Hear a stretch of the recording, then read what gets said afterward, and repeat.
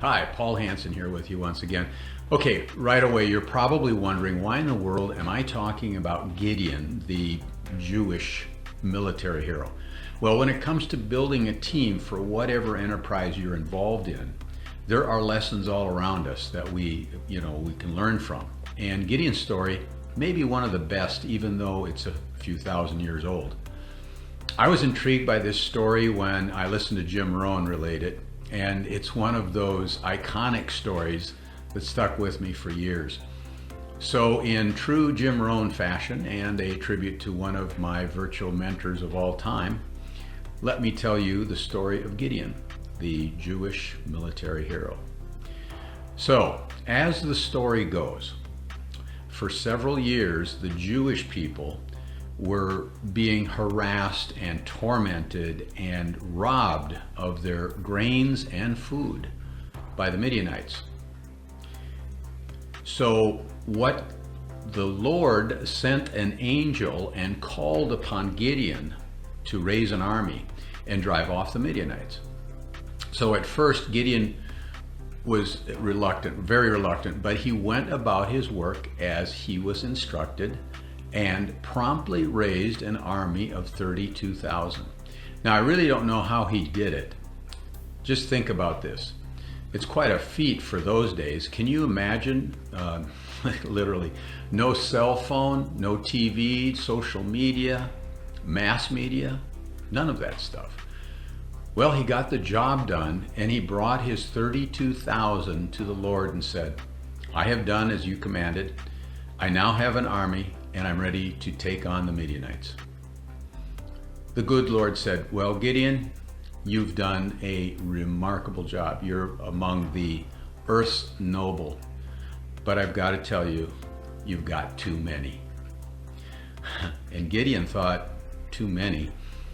He was thinking he probably could use about 10,000 more, because the Midianites were mean, they were ugly, they were just extremely ugly, and warriors.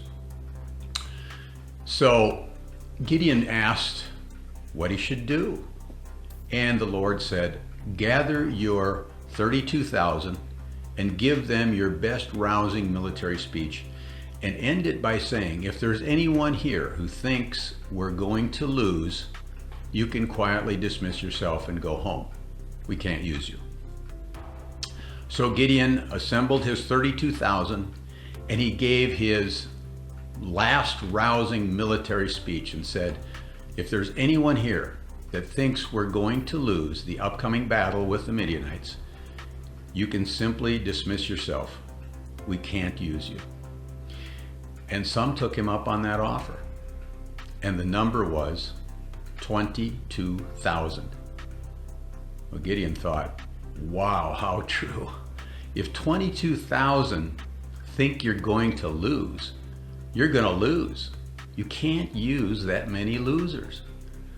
So Gideon tells the Lord, I have done what you've commanded. I have my army that's ready to take on the Midianites. And the Lord says, you've still got too many. Well, at this point, Gideon is thinking, now what?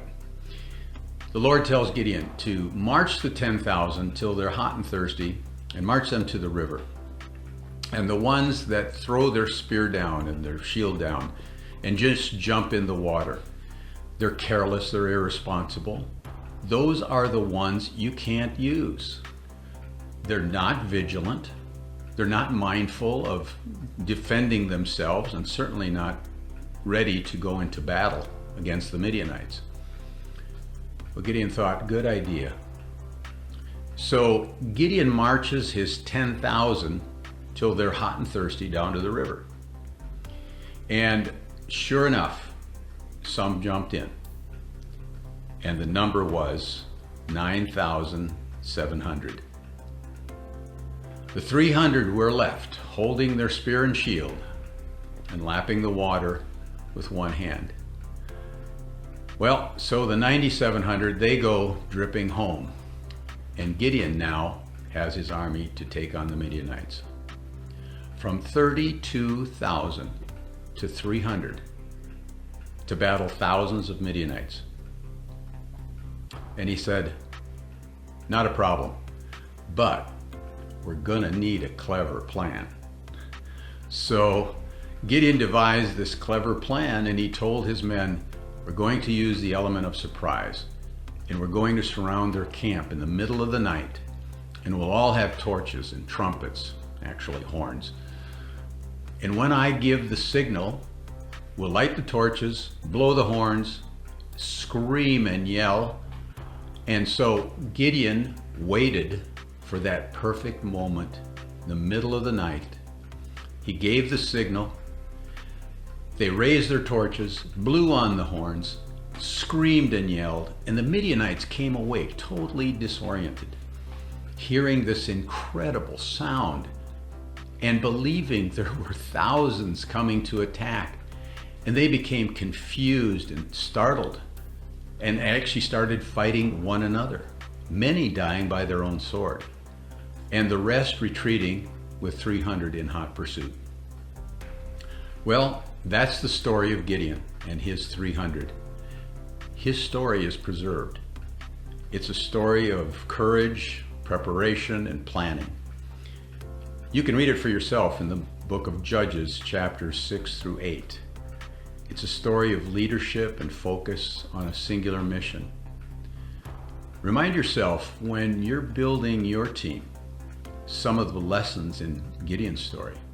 You know, it's usually the smallest number of people who will make the biggest difference and impact in your business, just as it did for Gideon's army. Whether you're running a business, have an organization with a particular goal, or you're seeking to be the leader, you may want to check out the link below for some additional training. It's one of the reasons that I subscribed to the 4% challenge, which you can read about below, and to make sure that, look, I'm prepared to take on an opportunity when it presents itself. So see for yourself if you desire to become better at whatever you do, or in search of new ideas in this changing world. So I wish you the best, and I thank you for listening. God bless.